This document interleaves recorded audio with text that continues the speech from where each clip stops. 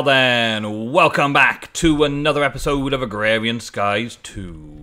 I've been pretty busy today, working over here. As you can see, not much has changed since last episode on the surface, but underground, a lot has changed. Let me give you the full view. And for those of you that have been asking about the Wall of Shame, yes, you know who you are. The Wall of Shame was finished back in episode 54. From then on, I have been first on the comments. I was kind of running out of space, to be honest, and that was one of the reasons why I decided not to do it anymore. Also, it was encouraging people to put the shameful first on videos. And while that did support me in some ways, it also drove some of my other viewers absolutely crazy. As you can see though, look at the view from here. I've done this wall to see how it would blend in with this section, the section that's not really developed yet, how it would work, how it would look, and I'm quite pleased with the overall look of it. The idea is a food factory, okay? So, a food factory. So it's still got a little ways to go, but it is starting to look like a food factory. Now, I've been in food factories. I've worked in food factories, and I know that they're never really as clean as they look, but they are meant to look clean like this. So I'm going off the food factory is meant to look this clean, right? And for all intents and purposes, most food factories will just be lots and lots of stainless steel so that they can wash it really easy and get rid of all the germs and bacteria and food bits and pieces into drains at the end of the day. But my stainless steel is going to be the applied energistic system. So I've started with a nice, clean, clinical-looking base. And I hope you like it. It's got a kind of a weird feel to it. I've had to line it up with the floor, so there's a 2 wide gap there, but 3 wide gaps everywhere else. There's a 3 wide gap there, which will be a way out into the next section. I left a door open here, so that we've got an exit into this section. And yeah, that doesn't look too bad. So we got that, and as you saw, the one that I came in on, that one down there. And then I've been laying the sea lanterns down in order to make sure everything's well lit, and I've been doing that with the F7 on to make sure that this whole place is well lit. Down the edge, I've got a kind of a runoff. I imagine, and I know for a fact, that there are gutterings in food factories. So at the end of the day, people can just power hose machines and power hose all of the slush and rubbish and everything down into a gutter, and then the guttering will take it all away, and the factory will all be nice and clean again, ready for the next day. Well, that's kind of the idea here. I also wanted an area around the outside. I didn't want to be like building against the wall. So in a factory, you would have your walls fairly clear. A few machines maybe against a wall, but and your main walkways would be clear, but you'd have your machinery down the side. So I've got a 3 wide space here for AE machinery, as it were. And this is all the space I really need. 1, 2, and another interface on the other side. I put these up here just temporarily, just because I made them. I was looking at where to put them, and eventually they just sort of sat there for a little bit and stayed put until I'm going to move them and figure out where my wiring's going to go. I've got 32 channels up here, and I want to wire across, right down the middle of these 3 blocks, so that I can stem things off on both sides. Walk down the middle, or walk around the outside. Walking around the outside probably will never actually happen, other than right now, but that's the idea. And then I've done the clinical clean glass look. So from the outside looking in, there's always lots of glass, there's always lots of light in one of these food preparation factory areas. So I went with quartz, which didn't really cost me a lot because I got tons of quartz. And the sea lanterns give it that little extra bit of light without using glowstone, gives it a nice clean white light. Does have a little green edge, but I think that's okay. And then I used white stained glass and steps to create this kind of weird window. I say weird window because, well, it's kind of got the window ledge, it's got the window, and it's got like a window top above. So it's just steps in the right places. Let me do one for you just to show you how it works out. So we've got a step there so that you can see the lantern and it gives a bit of definition. And then I've just got steps going the other way around there. And then, bang, easy.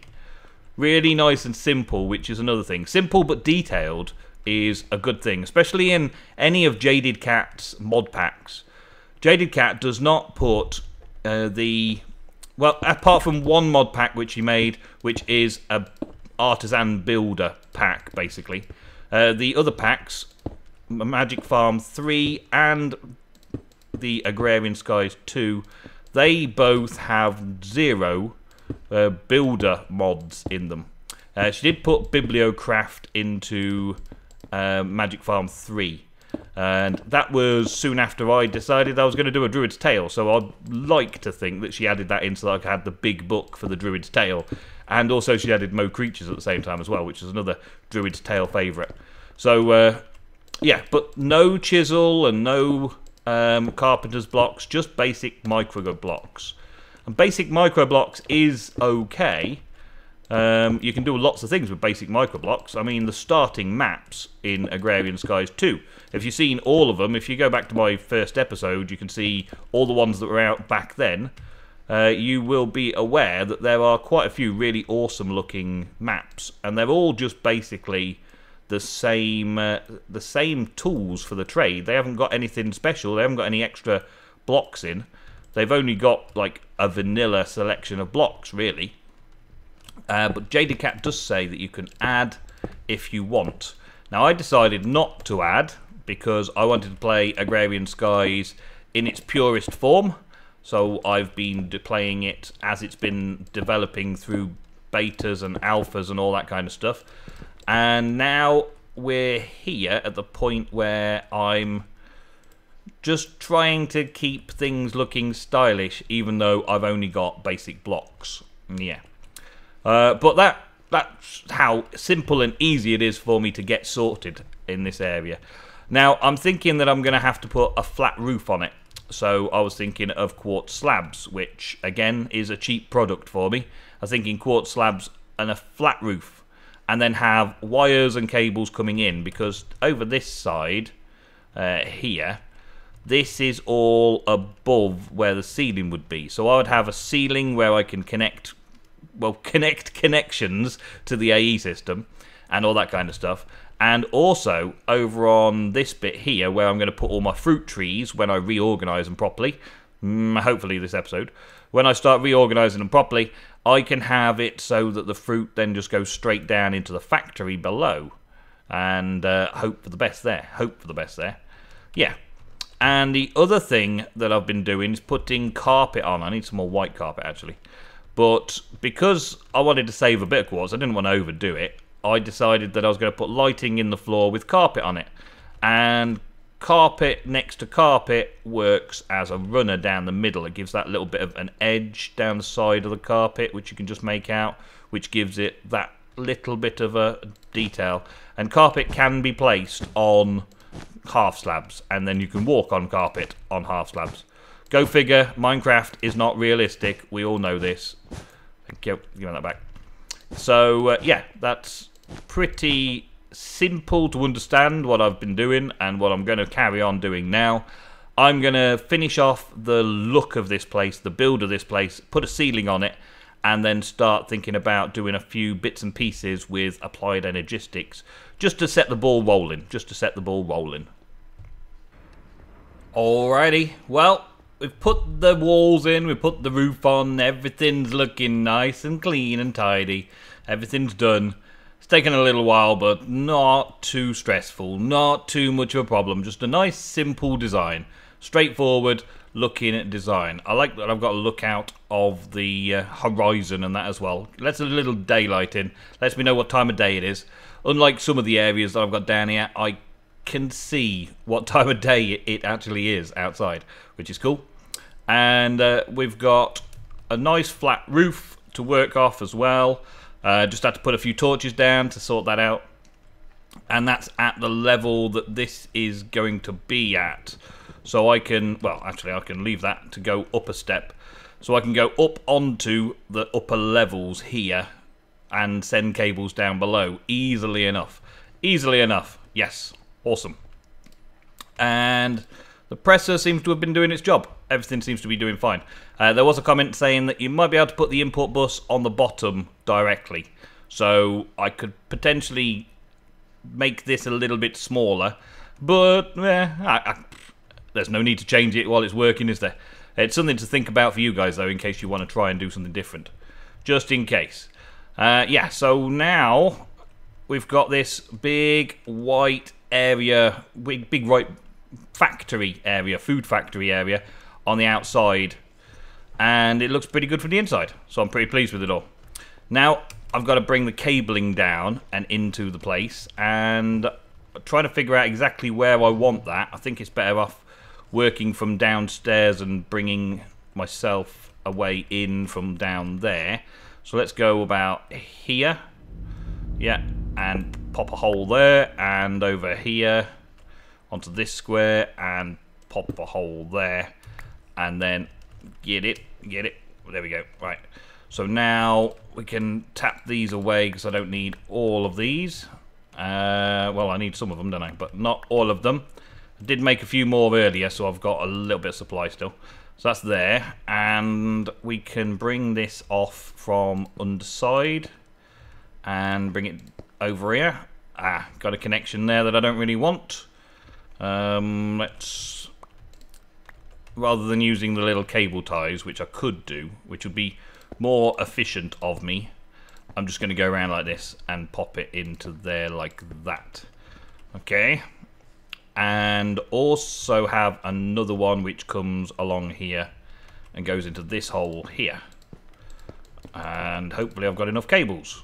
Let's see. Do I want higher up? Yeah, let's do a run. Let's do a run along there like that. Okay, so I'll connect that up in a minute. So, yeah, I need to get those bits and pieces from the AE system. The nearest point for the AE system is over here. This is also the nearest pattern terminal as well. But I did make some more. Yeah, there we go, 27. That should be more than enough. And another 100 of those cables. That's good. Let's get another stack of that. I also just was looking for a pattern terminal as well. So I wanted a pattern terminal over there. What have I got? I've got an engineering processor and that's it. So I'm going to need one of these. Let's make 2 of those. And then make one of these. Yes. There's a crafting terminal. Let's make 2 of those then. And then make one of those. Okay. There we go. So crafting terminal wants to go over here somewhere. Maybe at the start. I also want one of those crafting systems where I can add more things in easily to all the different interfaces, because I'm going to have interfaces all the way along here, so I want to make it so that I've got a little bit better area for it. There we go. So that's good for there. Okay. I did bring this pattern encoder along, but I think a pattern terminal would look better. Actually having a pattern terminal inside the factory would look better, so I'm doing that instead. There we go. Did I just take the... I just took smart cable, didn't I? Dang it. Man, dang it. Okay. Yeah, I thought I made the big cables. I actually made smart cables. Okay, right. Got to go and quickly set that up properly. Alrighty, so we got that connected up. That first little bit there comes down to the pattern terminal, and I'll probably do something with covers to tidy it up, especially up at the top there, tidy it up a bit. I want to leave some stainless steel looking parts out though. I want to leave it so that you've got these blocks of things that you can look at on the way. So let's start with another one here. Let's have another one come down here like this. And I'm going to have a couple of devices coming out of this. And I want the molecular assemblers, so I'm going to have one there, and I'm going to have one there. I could make these 2 different ways. Let me show you the other way that I can do them. Alright, so we could have interfaces on all sides of this molecular chamber, and I mean all sides, and then all of those produce recipes and do things in the molecular chamber. They do things in the molecular chamber. The other way would be just to have it so that I've got that kind of setup, so you can see what's going on inside when you're walking down. Yeah? That's another simple way of doing it. But I think that looks a bit too bulky in this area, so I want to limit it a little bit more, but spread it along the factory. So my ideal here is to have, maybe that's a bit too close. My ideal is to have it so that it's running fairly close to this. In fact, I don't need those like that. The way I can have the smart cables that I threw away, or just have normal cables coming down. That'll work. And have that so that it gets power and it's working, and an interface that's connected to the system that's going to work there as well. And that means that this will then be reading one channel. Yep, one channel there, one channel there. That's going to be reading 2 channels there. So they're taking up a channel each of 32, because this can take 8 channels easily enough. And it's suspended off the ground, and that's the reason. That's the reason I want to do that. I want it to be suspended off the ground. I want to have that air that you can see around the machines and wander through the factory and see these machines coming down like this. So I would then take it so that I've got 2 more here, and bring another section off here like this, and have another one. Now this isn't efficient, okay? I've shown you more efficient. Having interfaces surrounding the molecular assembler is more efficient. There's loads more efficiency to it. And eventually maybe I will need to add more, like at the bottom, bases like that, to add some more in. That doesn't look too bad actually, does it? That doesn't look too bad. So that's more efficient. That's twice as efficient as just having one. But the most efficient would be to surround the molecular assembler with interfaces. But it doesn't look quite right in this setting.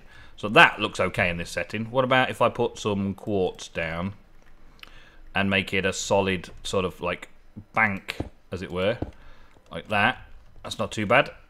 And there and there. And then I could put some cable ties on to make some facades to clean all that up as well. That might not be too bad. Might be able to do something like that and make it look like it's a full set block coming down. Little areas like that. That'd be okay. Yeah, and then maybe this one too would go like that. I like the hanging. I did like the hanging. But you can kind of still see around and through the machines, so that's not too bad. And I just want to set up multiple of these all the way down here. This is like the crafting area. I'm going to need to have a crafting CPUs and things like that as well to make it happen. But I was thinking of putting the crafting CPUs on this side and then having the molecular assemblers all down that side. Hopefully, in theory, maybe even have the crafting thing on there. Let's have a quick look. Crafting terminal, crafting CPU. I think I might have a couple left over. I don't know. Crafting. I've got the units. I just need to make. There's 16k. Let's make 2 16k crafting units. It's got everything it needs. So make me a couple, please. Right away. Fast as you're going. Come on, fast, speedy. Thank you. There's 1 and 2. Well, there's 1. Give me a second one. Come on. Come on now. Come on now. Come on, AE. You're faster than this. You're better than this. Come on. Okay, maybe that's going to take a little bit longer. It's probably literally just done it as I exited out. It's got to do a few processes and things like that. So, yeah, I'm thinking of the crafting terminals on this side and connect those up. So I might... Yeah, I'm going to probably put another crafting terminal, just a crafting CPU just there. But now that's connected to the system, I can use this to process and make what I want. So, for instance, let's take a juicer and some fruit, cranberry. There we go. Cranberry, no. Why you no work anymore? It's a crafting pattern. Okay. Juice. Give me juice. How do I make juice these days? That's apple juice. Yeah? Do I not make cranberry juice anymore? Oh, cranberry juice now needs some sugar. Ah, okay. Do all the juices now need sugar? No, just the only one that I picked. I knew that juices didn't need sugar for the most part. Simple enough. I've done this a few times, but that cranberry juice is the only one that requires a bit of sugarcane. Okay, so forget the cranberries. Let's have another one instead. Let's go with blackberry juice. Okay, so blackberry juice, there we go. Let's make a pattern, and then that pattern can go into one of these, like so. And I can set this up so that all the juices can get done. All those juices that we saw in here can get done in auto crafting. Now, most of this is seemingly a waste of time, seemingly a waste of valuable resources and all that kind of stuff, but I don't think I'm going to get a chance to do it ever again. 1, 2, 3, 4, 5, 6, 7, 8, 9, 10, 11, 12, 13, 14, 15, 16, 17, 18, 19, 20, 21, 22, 23, 24, 25, 26. 26 juice types.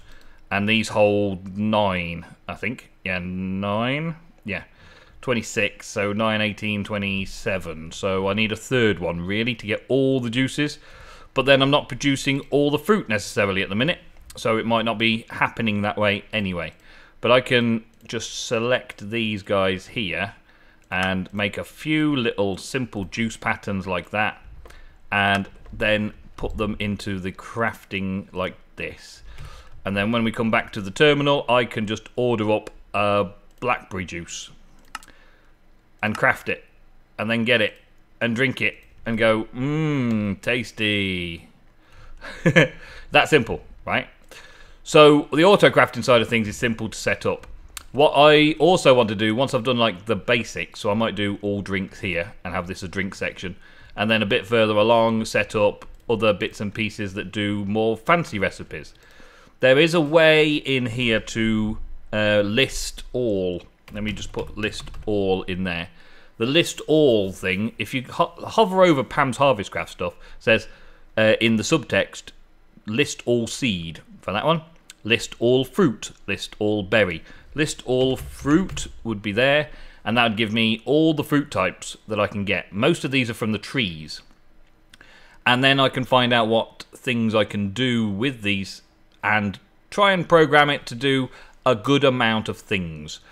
What I want, though, is... well, that's fish. What I want, though, is feasts.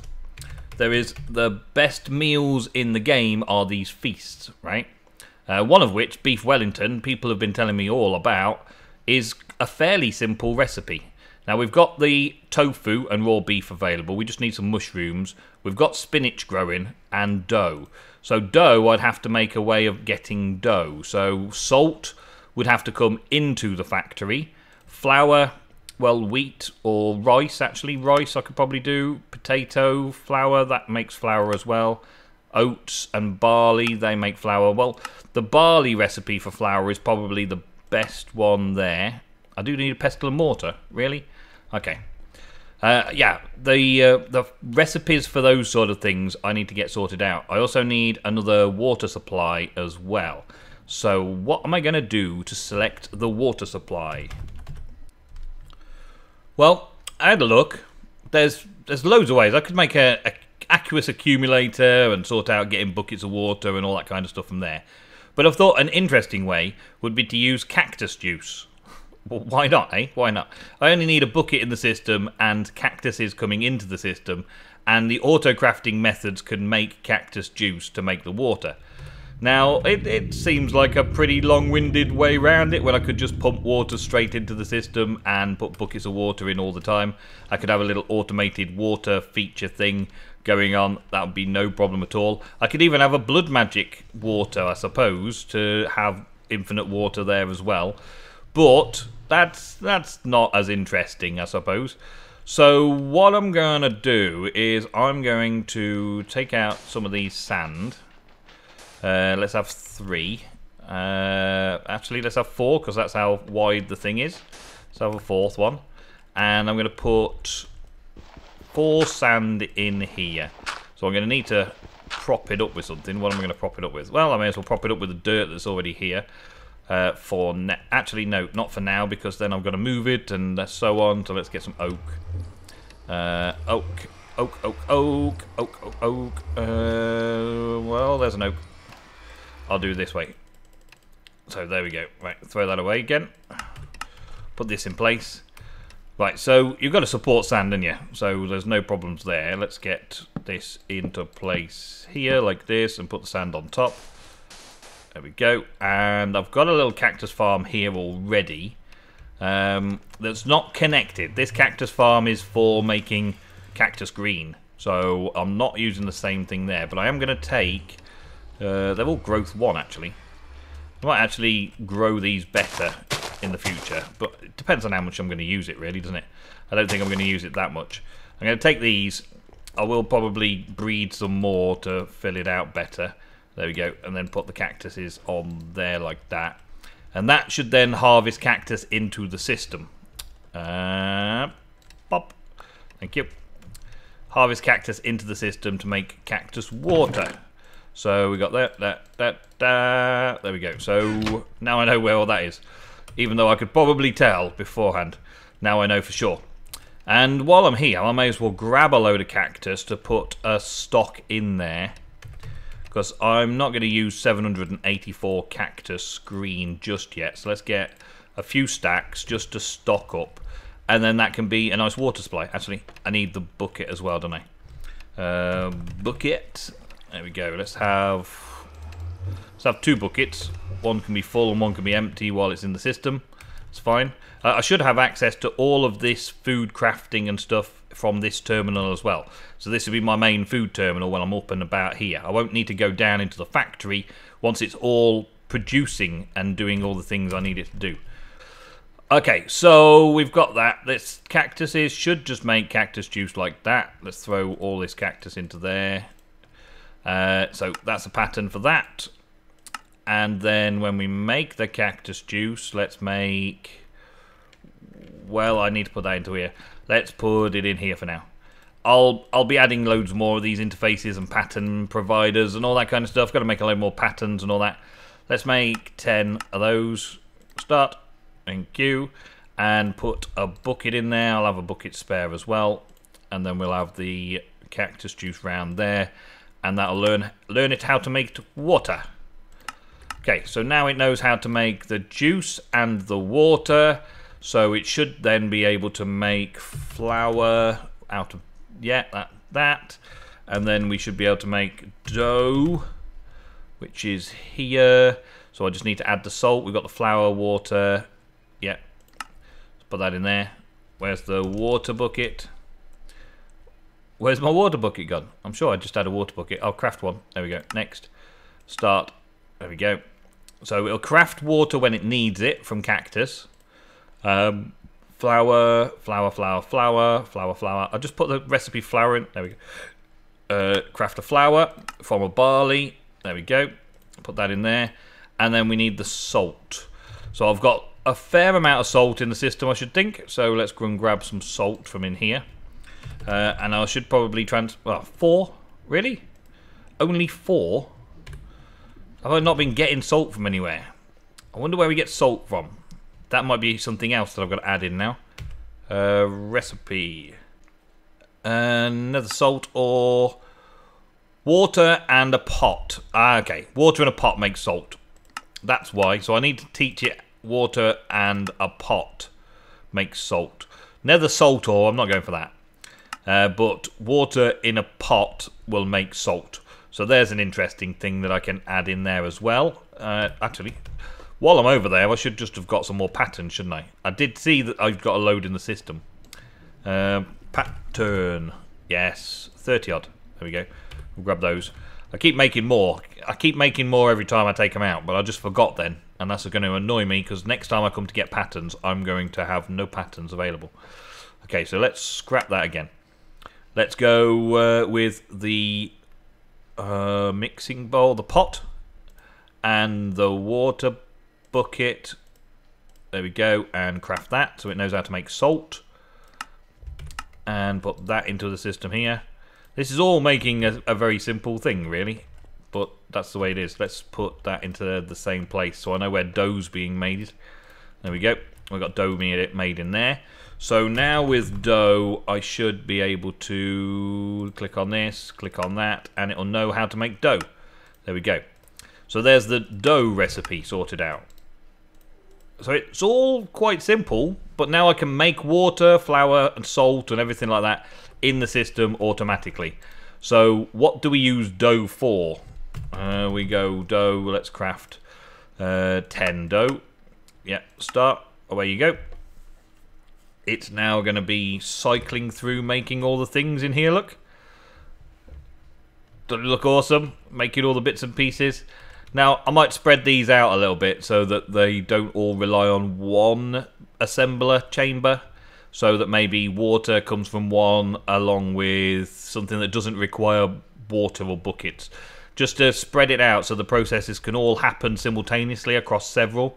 That's also an advantage of having multiple assemblers, like having another molecular assembler on the side there connected in would mean that this interface recipes could access either molecular assembler. So that's another way of speeding things up. You could have molecular assemblers all the way around your interface, or the other way around, all the interfaces around the molecular assemblers. And depending on the task that you're programming, depends on how easy that will be. I mean, this is doing quite a lot of water right now, because it's got to make quite a lot of water right now. What is it actually processing over here? It's crafting all the cactus juice, and it needs another 19 to make all of the water, 18 water, to make 10 salt and 10 dough. We need 20 water altogether. So it's got a fair bit of stuff that it's doing to work it all through, but it is simply making it nice and easy. I love the AE system. The AE system's awesome. Making it so that it keeps a stock is another thing that probably some of you are screaming at in the comments. But to be quite frank, I'm not too fussed about it. When I use the applied energistic system, like I said with the thing, I normally go along and I'll take what's the last thing and then I'll craft up a batch more ready for the next time I need it. So it just sits there in the AE system. So hopefully that makes sense to you. Dough, right, so the uses of dough. There are 22 pages of uses of dough, including smelting into bread, which I need a smelting system down here. But the main thing that we were looking for was the beef Wellington, wasn't it? Let's do beef Wellington. So we've got tofu in the system already. Beef Wellington is that. So the only thing I'm missing now is the mushrooms. So I need to have mushrooms of some kind, any kind in there. White mushroom, I think I can grow white mushrooms. So that's the next thing I want to make sure that I've got growing in my garden. Okay, well that was a simple solution. Just bought some white mushroom seeds from the market down here. Easily enough, white mushroom spores. They are 11111 seeds, which I might upgrade so that we get a better stockpile coming in. But just done a nice little simple row down there. And already got 6 just from bone mealing it up and checking it out a little bit. Oh man, look at this. Get out of the thing there, you. Look at it all, making a mess. Okay, put that in there, that in there. There we go. And then the white mushrooms. There we go. Eventually this will all fill up the way intended. But because I just threw everything into the system, I think it just saw the chest as a storage location for it and just threw it in anywhere. I want it to stock up properly though. So once I've got beds filled, it'll fill the chest. So there's only so many locations it can do. Like these guys up here, they've been filling up fairly swiftly. I mean, I can't see myself using all of that anytime soon, but it's filling up nice and steady. And then any leftovers should come into here.